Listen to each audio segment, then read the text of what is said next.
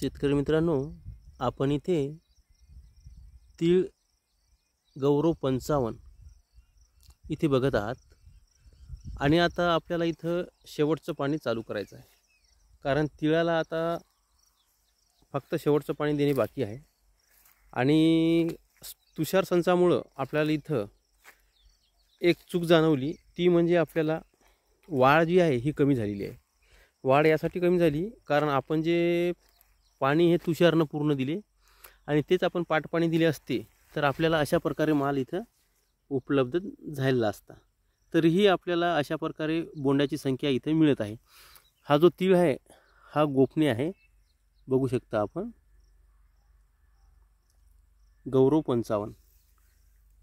हे बघा बोंडाची साईज बघा, इथं कशा बोंड्या येतात. आता ही जी बोंडी आहे इथं बघा 1 2 3 4 आणि 5 अशा प्रकारे एका जागी 5-5 बोंड्या आहेत. बघा इथे पण बघा 5 बोंड्या आहेत. अशा प्रकारे बोंड्या येतात याला.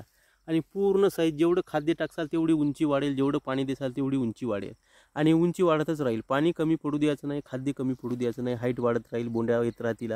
फक्त जे आपल्याला या तिळाचं एक वैशिष्ट्य आहे, याला विरळणी भरपूर करावी लागते. भरपूर म्हणजे साधारणतः 2 झाडातलं अंतर जे आहे साधारण 6 इंच एकच झाड ठेवायचं आणि 2 ओळीतलं 1.5 फूट अंतर आणि पाट्या पाडून जर गव्हाच्या आतमध्ये जर आपण पेरलं तर सर्वात चांगलं. कारण पाणी पण देता येते आणि पाण्यामुळे ॲव्हरेज अजून वाढतो. अशा प्रकारे इथं तीळ आपण बघत आहात. तर उतारा जो आहे हा यावर्षी दरवर्षीप्रमाणे किती येईल हे सांगता येत नाही.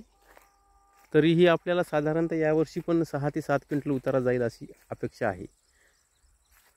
अशा प्रकारचा तीळ आहे हा, भरगच्च आणि जबरदस्त तीळ गौरव 55.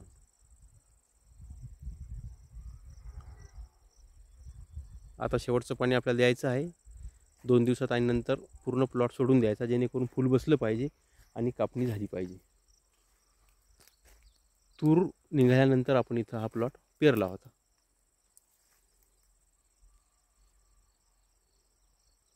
आणि आता फवारा वगैरे द्यायची कुठलीही गरज नाही, फवारे वगैरे पूर्ण झालेले आहेत.